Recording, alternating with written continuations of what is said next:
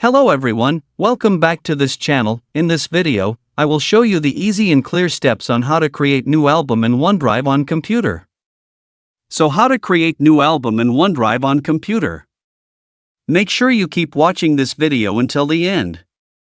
Let's get started right away. Firstly, just go to the OneDrive application on your computer or laptop. And this is the OneDrive display. To create new album, first go to the album menu, move the cursor to the left of the screen. Here are many menu options. Tap Menu Photos. Here it will appear like this. Tap the Albums menu here. Here is the Albums menu. And tap the Create a New Album icon. Now it will appear like this. Type the name of the album you want to create.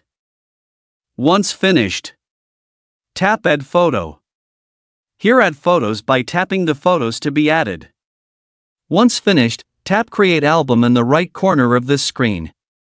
Now you can see that the creation of the album in the OneDrive application is complete. So that's it, tutorial how to create new album in OneDrive on computer. Thank you for watching. I hope this video is useful. See you in the next video.